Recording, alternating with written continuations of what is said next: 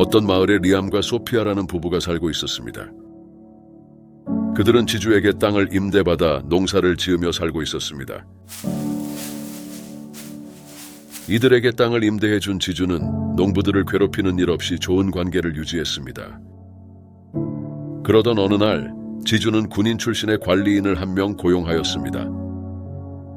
새로운 관리인은 이런저런 이유로 세금을 거두며 농부들을 괴롭히기 시작했습니다. 관리인의 횡포는 날이 갈수록 더욱 심해졌고 리암의 고민도 날로 늘어갔습니다. 거기에 엎친 데 덮친 격으로 지주가 관리인에게 땅을 팔고 있다는 소문이 돌기 시작했습니다. 리암은 그 소문을 듣자마자 앞으로 어떻게 살아야 할지 정말 막막했습니다. 이거 정말 큰일이군. 그러다 하루는 소피아의 동생이 부부의 집을 방문하였습니다. 함께 식사를 마치고 이야기를 나누던 도중 부부는 동생으로부터 옆마을에 대한 이야기를 듣게 되었습니다. 옆마을은 농부들끼리 조합을 결성해서 농지를 운영하기 때문에 세금에 대한 부담이 거의 없다는 것이었습니다. 뿐만 아니라 농부가 이사를 오면 땅을 분배해줘서 마을에 정착할 수 있도록 도움까지 준다고 일러주었습니다. 그 이야기를 듣고 리암은 생각했습니다. 그런 곳이 있다면 이곳에서 고통받을 필요는 없지. 그리고 며칠 뒤 리암은 그 말이 사실인지 확인하기 위해 옆마을을 방문했습니다. 마을에 도착해서 확인해 보니 모든 것이 동생의 말대로였습니다. 농부들은 공평하게 땅을 배분받아 모두 풍요롭고 안정적인 생활을 하고 있었습니다. 마을의 한 농부는 빈손으로 왔다가 지금은 말과 소를 키울 정도로 풍요로워졌다고 말했습니다. 게다가 땅은 어찌나 비옥한지 농사를 지으면 해마다 풍년이라는 것이었습니다. 농부의 이야기를 듣고 마음을 굳힌 리암은 곧바로 옆마을로 이사하게 되었습니다. 옆마을에 도착한 리암 부부는 새로운 땅과 집을 배분받고 마을에 정착하게 되었습니다. 부부가 받은 땅은 이전보다 훨씬 더 크고 넓었기 때문에 차츰 그들의 생활은 안정되어 갔습니다. 하지만 생활이 안정되고 살림이 좋아지자 리암은 자신이 가지고 있는 땅이 점점 좁다고 느껴지기 시작했습니다. 그래서 어떻게 하면 좀 더 넓은 땅을 가질 수 있을지 고민하던 어느 날이었습니다. 리암은 우연히 한 남자를 만나게 되었습니다. 그는 그레이스톤이라는 상당히 멀리 떨어진 마을에서 왔다며 자신을 소개했습니다. 그와 이야기를 나누던 도중 리암은 그가 그레이스톤에 어마어마한 땅을 보유하고 있다는 사실을 알게 되었습니다. 그 비결이 궁금했던 리암은 남자에게 물었습니다. 어떻게 하면 그렇게 큰 땅을 가질 수 있죠? 그레이스톤의 땅은 대부분 원주민 소유죠.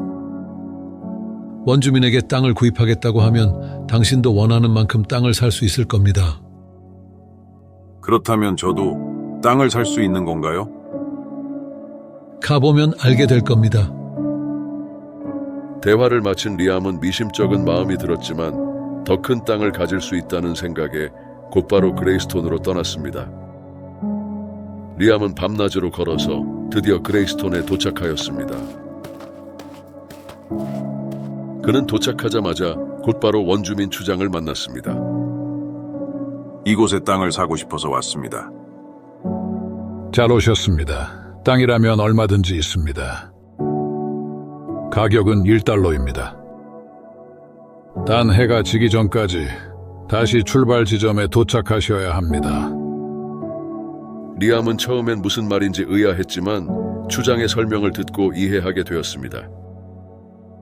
다시 말해 출발선부터 걷기 시작해서 해가 지기 전까지 다시 출발선으로 돌아오기만 하면 그 거리만큼의 땅을 모두 준다는 것이었습니다. 하루 종일 걷는 거리라면 굉장히 넓을 텐데요. 그래도 모두 당신의 것이 되는 겁니다.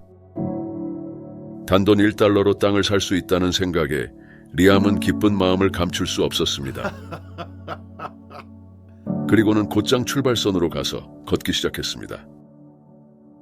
리암은 멀리 갈수록 더 넓은 땅을 가질 수 있다는 생각에 빠져 오로지 앞만 보며 걸었습니다.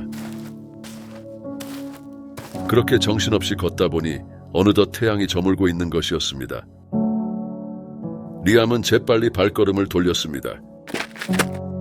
하지만 이미 너무 멀리 와버린 탓에 출발선까지 가기엔 시간이 촉박했습니다.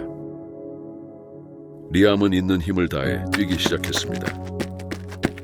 그렇게 한참을 달린 리암의 부츠는 찢어지고 발에서는 피가 나기 시작했습니다. 드디어 출발선에 있는 원주민들이 리암의 눈에 보이기 시작했습니다. 그는 당장이라도 쓰러질 것 같았지만 죽을 힘을 다해서 계속해서 달렸습니다. 그런데 출발선을 얼마 안 남기고 리암이 갑자기 쓰러지는 것이었습니다. 추장은 리암에게 다가가 그의 상태를 확인해 보았습니다. 하지만 이미 리암의 숨은 멎어 있었습니다. 그러자 추장은 기다렸다는 듯이 그곳에 땅을 파서 리암의 시체를 묻었습니다. 결국 리암이 갖게 된 땅은 겨우 자신의 키 정도 되는 한 평 남짓한 땅이 전부였습니다. 시청해 주셔서 대단히 감사합니다.